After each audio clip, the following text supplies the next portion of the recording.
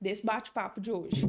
Porque uma das maiores causas, então, que hoje a gente fala é o famoso segundo cérebro, né? Que é o intestino.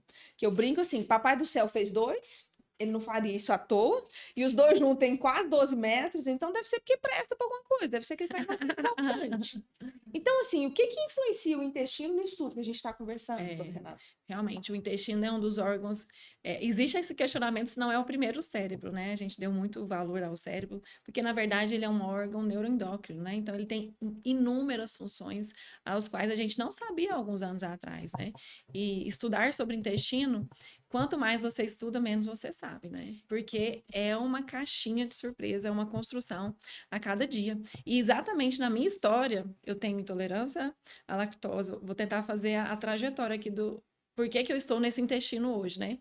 Então, lá atrás eu tive as intolerâncias alimentares aos 13 anos, não sei se você vai lembrar. Uhum. Eu tinha alergias alimentares múltiplas de usar. Tive que fazer as vacinas de imunoglobulinas por 1 ano, não podia comer nada de corante, tinha urticária no corpo todo. Depois, durante a residência, intolerância à lactose, fiz uma doença autoimune durante a residência, que foi a tiroidite de Hashimoto. E aí, depois do segundo filho, pandemia, veio a intolerância à frutose, síndrome do intestino irritável, síndrome fúngica, o pacote é completo. Então, assim, bom, mas eu falo assim, ó, Deus me fez passar por todas essas fases, por todas essas etapas para eu entender. E realmente poder ajudar as pessoas, né? Porque às vezes a gente tem a teoria, mas a teoria não fala como que deve ser feito, né? Então, como eu vivi na prática, eu acabei que aprendi a tratar e entender esse processo. Então, o intestino, ele vai comunicar com todas as funções do nosso corpo, né? Então, a parte endócrina, o cérebro, ele produz 70% de neurotransmissores, em torno de 10% da serotonina é cerebral, 90% é intestino. E isso impacta muito em tudo que acontece. Então, tudo que acontece nas nossas emoções impacta na nossa saúde intestinal. Por isso que teve essa situação, por exemplo, na época da residência, estresse, eu desenvolvi alguma situação no meu intestino. Então, tudo que acontece nas emoções acometem o intestino sofre e o contrário também acontece. Quando o intestino não está ótimo, as nossas emoções não ficam ótimas, o nosso corpo fica num estado de alerta. Qualquer coisa estraga. É um gatilho, né? Então ele fica hipertensionado, um pavio quase aceso já, pronto de explodir. De explodir. E isso, gente, que a doutora Renata fala é muito sério, porque a gente às vezes acompanha os pacientes, principalmente com dor, e os pacientes que apresentam dores crônicas, e a gente vê o tanto que essa pessoa ela é sentimentalmente falando sensibilizada, né? E aí as pessoas, por vezes, geram um julgamento. Fulano tem crise de ansiedade, fulano é depressivo. Mas isso pode ser uma questão fisiológica, né? Não é necessariamente algo que é de trauma, né, emocional. Mas isso pode ser uma necessidade de, como você disse, neurotransmissores são substâncias que são responsáveis por promover um bem-estar, por promover uma alegria, né, uma felicidade. Então, hoje, quando a gente fala desse olhar funcional, é a gente entender, primeiro, que a complexidade de sistemas que estão envolvidos, e segundo, a gente entender que o intestino, ele é crucial hoje para, inclusive, essa pessoa ser feliz, né? Essa pessoa estar bem, se sentir bem consigo mesmo, se sentir ali na vida, né? Tendo um pouco mais de razão, mas também de alegrias. De prazer mesmo. De prazer. E assim, tanto é que tem o famoso ditado do fulano tá enfesado, né? É bem verdade. Que é justamente quando você tem uma constipação, ou seja, a pessoa tem uma dificuldade de evacuação, essa pessoa vai ficar tensa, estressada, pé da vida, ela vai ser aquela pessoa enfesada. Ou seja, às vezes a gente até reproduziu tantas coisas, né, doutora Renata, sem mesmo saber o motivo. Exato. Mas hoje a gente começa a refletir e se fala, nossa, faz sentido, né? Isso que a gente está vivenciando hoje.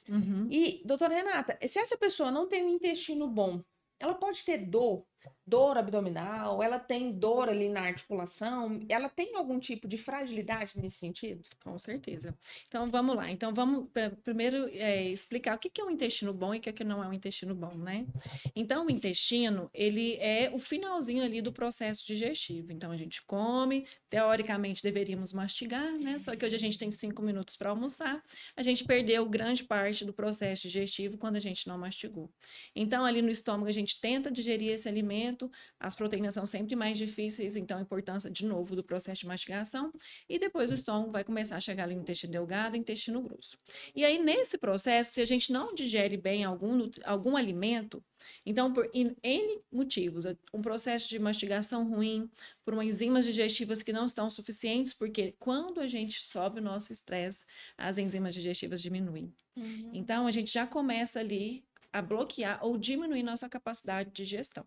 Então, esses resíduos alimentares começam a sobrar ali no nosso intestino e começam a tentar ser quebrados pelas bactérias do nosso intestino. Então, o nosso intestino tem um conjunto de bactérias chamado microbioma.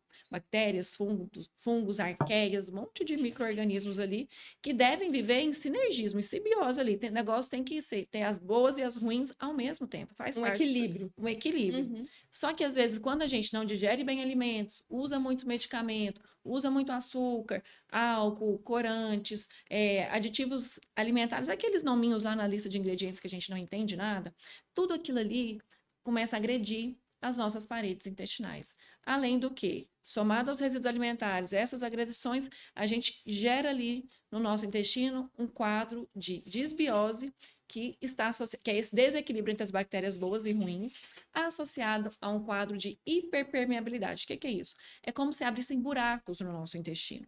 E ao abrir esses buracos, vão passar coisas ali pelo intestino que não deveriam. E essas substâncias que vão passar, LPS, aditivos, toxinas, vão ativar o nosso sistema imune, gerando um processo inflamatório sistêmico, que não fica no intestino. Claro que muitos sintomas podem acontecer no nosso intestino e nos avisar disso, de que o nosso corpo está sendo atacado, está sendo inflamado. Esse mecanismo que eu expliquei aqui é o berço de muitas doenças, vocês nem imaginam. A gente ficaria horas citando, mas é praticamente todas as doenças têm esse berço nesse processo de a gente chama de leaky gut, essa hiperpermeabilidade intestinal em que se passa mais coisas do que deveria, associada a um quadro de desbiose. Nesse processo de buraquinhos no intestino, vai ativar nosso sistema imune. O que é isso? Então, esse LPS que passou ali, ele vai sinalizar para o nosso sistema imune liberar citocinas inflamatórias. Então, o nosso corpo fica cheinho no nosso sistema sanguíneo de citocinas estimulando resposta inflamatória. Então, a gente fica num processo de inflamação que pode ir para qualquer lugar. E aí eu entendo que cada corpo tem o seu lugar, né? Então, igual eu falei, é uma bombinha perto de explodir. Então, às vezes é uma articulação, às vezes é um músculo. Muito normalmente, as dores osteoarticulares estão muito relacionadas ao intestino. Muito conectadas, né? Porque é sistêmico. E aí, quando você faz o exercício, as pessoas culpam muito o CrossFit, né? Só que não é o CrossFit. Na verdade, é o nosso corpo. O nosso corpo está em estado de inflamação.